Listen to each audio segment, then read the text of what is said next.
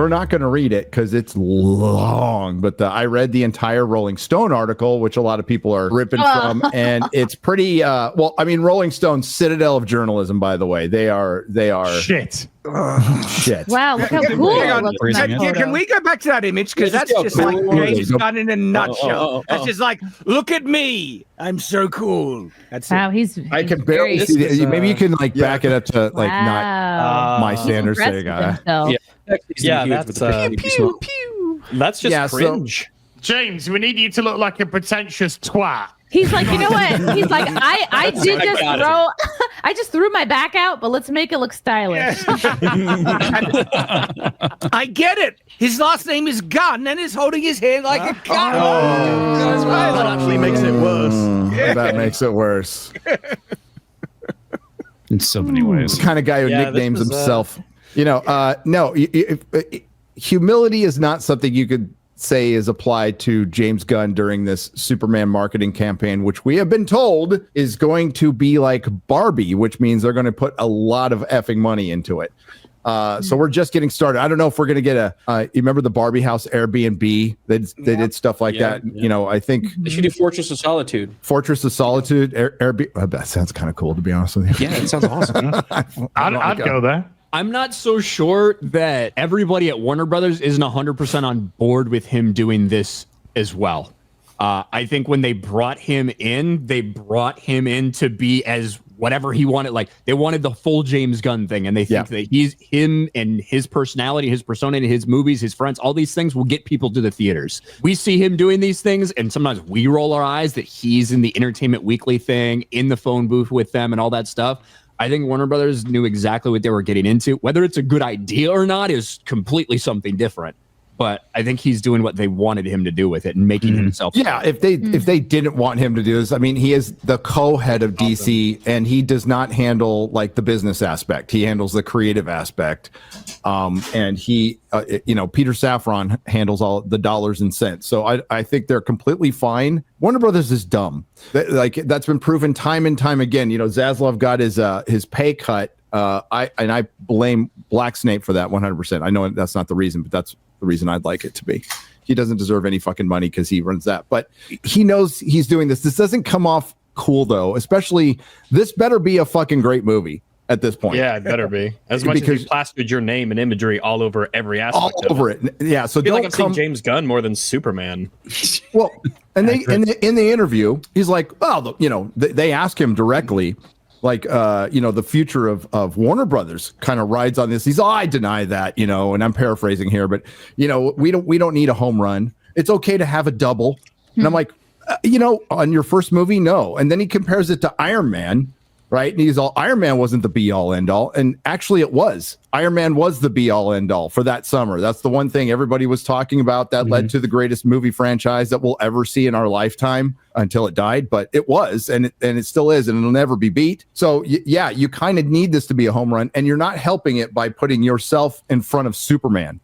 You're just not. So how do you face that kind of pressure? Really, I just go, that's their business because that's not the truth for me. My truth is this is the first movie out of DC. My truth.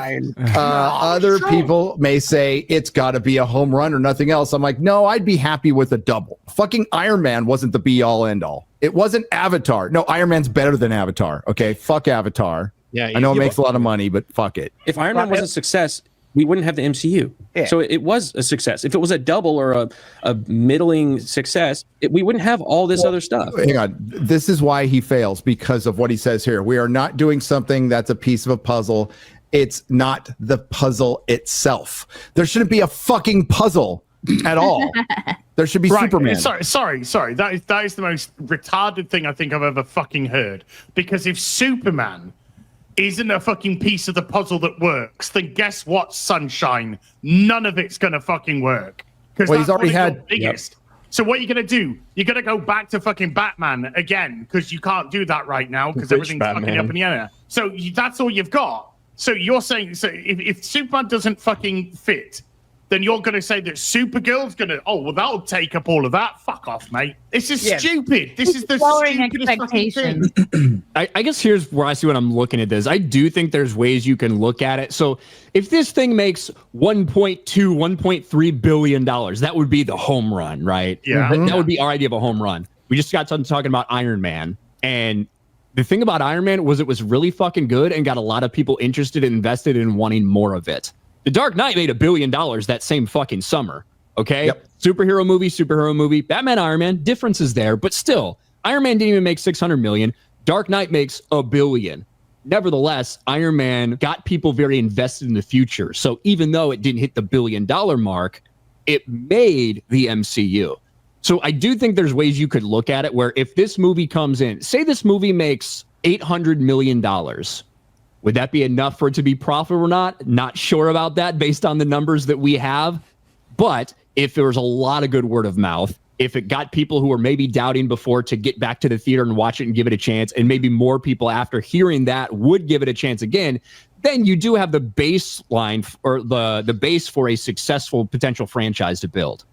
Right. Now, okay. If it makes $600 million and doesn't even make what Man of Steel made 13 fucking years ago, then you have a huge problem on your hands. Unless the critical reception is super, super good, and you can bank a lot on people coming back to see it. Critical audience. Yeah.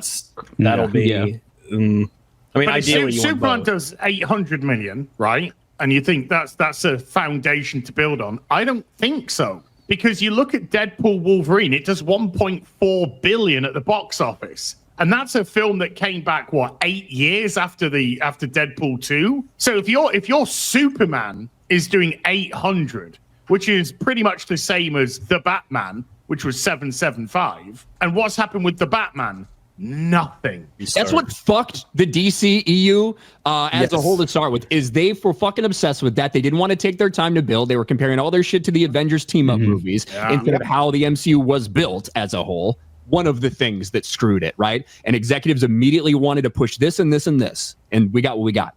Marvel's in really bad shape. DC, out of the 11 movies that they've released in the past 5 fucking years, one of them has been profitable, and that is The Batman. That's the biggest one, with $750 million, whatever that was. So I do think that if they can put out I don't know if it would make money at 800 million based on the budget. I doubt it would. But I doubt from a public perception standpoint and getting fans to maybe think there's something worthwhile again, I think they might view that internally as okay. Absolutely. I would agree if the follow-up film was Batman, but the follow-up movie is Supergirl. Well, and that's not going to help it. I don't know how much that's going to help it, even if Superman is good. Yeah, and the only reason why it's a follow-up movie too is because the script is done. Yeah, so I think honestly, I think that Man of Steel number is the barrier. I really do think it's the barrier for a lot of reasons. Like, it makes sense at $700 million plus. You're going to get compared to it, and it's not going to be just Snyder Bros. It's going to be absolutely everybody on planet Earth. Yeah. But also with Man of Steel, even with that number, you have to remember that ticket prices are very different back then. Yeah. So even if you hit that same number, I mean, in today's dollars, Man of Steel is $929 million. And that's right. Part of the problem. Yes. But we're talking from the normie general people, the idea that because we know inflation absolutely matters. It matters what your budget is on these movies. It matters how many tickets you're selling. All that stuff matters. However, grand scheme of things, for the headlines that are coming out, if you don't beat Man of Steel, right? Man of Steel opening weekend was 116 million. In today's dollars, it would be like 158 million. Okay? If they don't beat that opening weekend, after everything they did to Henry Cavill, after the new James Gunn, this is what we're doing, and you can't beat it, they are going to get fucking dragged. They're going to get made fun of a lot. Yeah. Remember, James Gunn was announced as the head of the DC, 2.5 years ago, and we got 2 fucking scripts. That's it. And it's a TV show. A lot of talk. We got things that they're planning things. My favorite thing hasn't been announced But look yet. how great his hair He's looks. writing a script. He's going to turn it in next month. I think they should be fucking cautious. And I think a lot of things are hinging on the success of this movie. I think if this movie fucking flops, a week later we're going to hear that the Batman 2 is full on in production. Yes, right? yes. I think that might be right. If we're successful, I think we're going to hear Maybe that. I'd actually be interested in. in production, right? Actually, we're fast tracking it now. That's what this James Gunn interview was about. It was him backtracking a little bit. I would be okay with a double. And then we have the projections going lower and lower. And then, now there's Batman. Now there's Batman news. He's getting the script ready. It's going to be next month. No, the Batman news is all like it came out a few hours ago. James Gunn says, I am irritated by people who keep asking me about the script.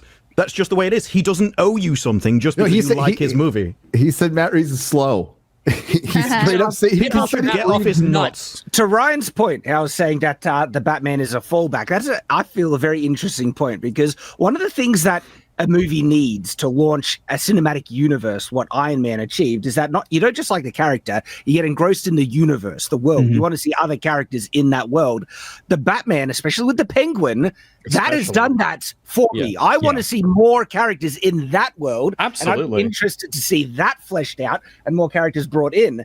And so they do have an interesting contingency there that's kind of primed, ready to. Yeah, that's why they don't dump it. I mean, that's why they haven't dumped it yet, because it is a plan B, like 100%. I still think they should do the entire thing, obviously not just like the CW did, but in that vein where everyone gets their own movies thing and it's all treated as separate properties, and then occasionally they come together to do a team up and then they separate off. That way, one isn't reliant on the other thing to do the other thing. Well, they set up the Avengers originally. I mean, we'll go back to Iron Man. What made Iron Man work? Robert Downey Jr. was great casting. The costume looked like Iron Man. They used it was a smaller movie. They used Iron Man characters. Nobody had heard of any of them outside of comics. Nobody heard of fucking Pepper Potts. Nobody heard of Rhodey. None of that stuff. Obadiah, like nobody. Ironmonger. They're like, what? And they didn't even have a finished script. That's what led to Marvel having, like, there's the Marvel there's the Marvel method in comics, and they had a Marvel method in MCU, which was we'll just make up the script as it goes. And if you read that book that mentioned the MCU from a couple of years ago, they said that's kind of how we did things because it worked that for so long. But they weren't planning a universe. They threw in Nick Fury and let's see if it works. That's pretty much what they did. And they pulled for Hulk. They pulled the Tony Stark footage in later, right? And Hulk wasn't a big success. Nope. It wasn't it didn't make a ton of money, and the CGI looked a little shocky, although now that we look back on it, they had better Bruce Banner by 1,000%, by 1,000 times. And I don't hate the movie, but it wasn't a success like Iron Man. They just kept it simple. They kept it, and that's what Superman should have been. And if we really want to get away from this multiverse shit and crossing over and everything, you start with a simple. Superman doesn't need other superheroes. He just doesn't. I don't mind seeing Guy Gardner. I'm fine with that, but like it doesn't need it. He shouldn't be in there like at all. Like Mr. Terrific. I'm fine with seeing Mr. Terrific someday or a JSA someday, but not like that's not how you. How many planned cinematic universes have worked since Marvel? There's been a ton of them. Yeah, the dark cinematic universe that they tried, the Mummy and Dracula and Spider-Man, Sinister Six failed. The DCU. I do think. Look, I think that if in this world where Superman is a crazy good movie and it does super well at the box office, a lot of people are excited. We already had a couple of things that we're told were going in production in some of these James Gunn interviews. I think we get a wave of true green lights for this stuff and hiring directors and all of these things. Let's face it, Warner Brothers is in a bad place as a fucking company. They just split their company into two separate companies so they could put a lot of their debt into one part of the company and try to salvage the other part. There might be bought out, maybe another merger in the works. Who knows? I think that they are waiting to see what happens before they make really any huge investments in this future. Because if this ain't bombs, I think we are getting a fast track of the Batman 2, and we're not going to hear anything about James Gunn's Batman Brave and the Bold for a long, long time. Yep. Nerderotic.com. Please subscribe.